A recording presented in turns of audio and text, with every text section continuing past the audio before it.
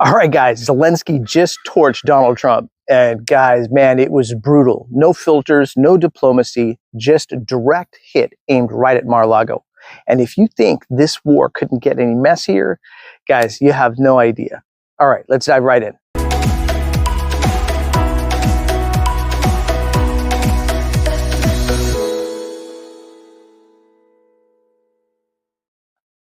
All right, guys, welcome back to the baseline. Let's break this down because what just happened between Ukraine, Russia, and Trump, it's not just a headline.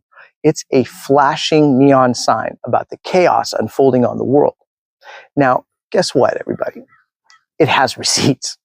So I need you guys to picture this, right? It's midnight in Kyiv, sirens are blaring, right? Families running into basements, grabbing kids, clutching bags, praying, and then boom, Russia unleashes nearly 600 drones and 31 missiles. Some of them are ballistic. Now, 20 people are killed, and 4 of them are children. Jeez, guys. And in the middle of that, all this chaos, President Zelensky, standing in front of the rubble, looks straight into the camera and without saying his name, calls out Donald Trump. And when I say he didn't hold back, I mean, really, guys, he did not mince words. So it's like that moment when your buddy swears up and down they're going to change. Like, no, this time I'm serious. And the next day you find them doing the exact same thing.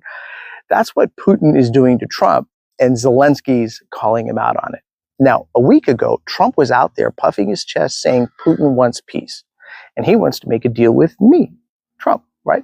And Putin's response, well, ballistic missiles on Kyiv, on families? I mean, say it out loud, guys. That's not wanting peace. That's wanting control. And if you're already shaking your head, like, you're my people, guys, hit that subscribe button. I'd really appreciate it, because what's coming up, you're going to want to be here for.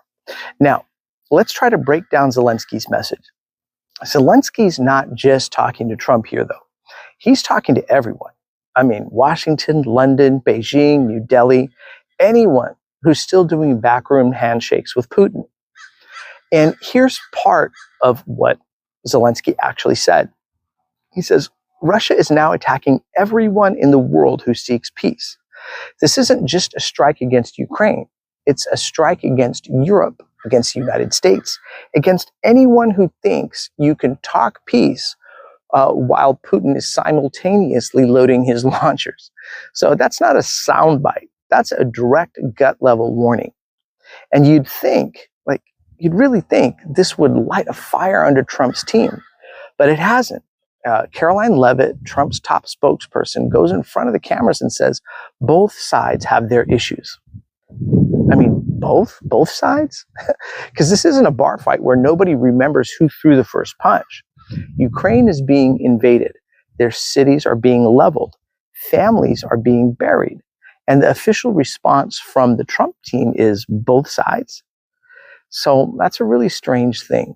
But say it with me, guys. I mean, power protects power. And when they can't win fair, they rig the game, apparently, right? But you know what this reminds me of? It's that coworker who causes chaos every single day. And then when they finally get called out, they're like, whoa, we all make mistakes. It's like, no, Steve, you set the copier on fire. Don't gaslight us. And that's what I think a lot of people are experiencing with this episode, right? Because Russia kills every day. And every day they must feel pain for what they're doing. There should be some consequence. And that line should be on every front page, because it's not just about Ukraine. It's about accountability. Now, here's the dangerous part that a lot of people don't talk about, right? When the United States looks weak, its former president parrots Kremlin lines. The whole chessboard ends up shifting. Now, Beijing sees new opportunities. New Delhi calculates leverage. Europe panics. And the irony of it all, guys, is every time Trump says he could end this war in 24 hours, Putin hears it as a green light to escalate, because he knows Trump's game. Appease the strong man, ignore the victims, and that's the game. So while Ukraine is under fire, Washington seems paralyzed. NATO is steady, the EU is mobilizing, but DC, It's a circus. Tariffs debated, sanctions stalled, and propaganda spinning like a TikTok trend. Now, meanwhile, guys, on the ground in Kyiv, parents are leaving flowers at makeshift memorial for kids. I don't know how we still watch this in this day and age, but kids who never made it to their next birthday, it's insane. And it's impossible not to feel the rage in that city, the exhaustion, the heartbreak.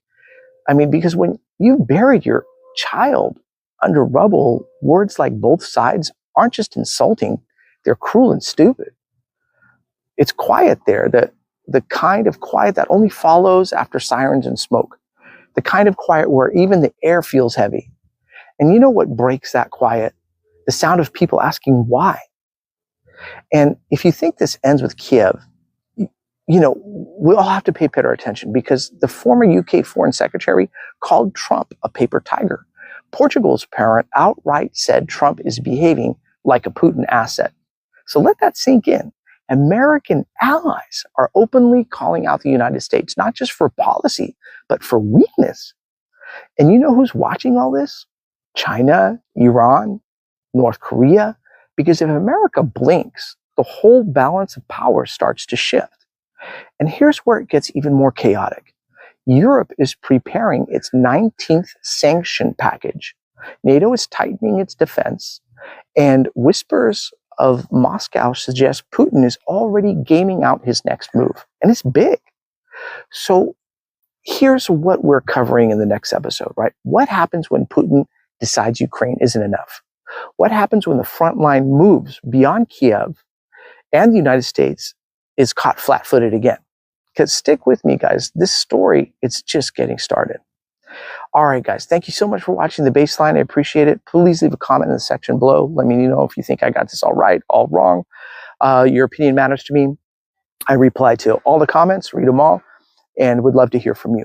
All right. Thanks again for watching The Baseline, guys, and cheers, everybody.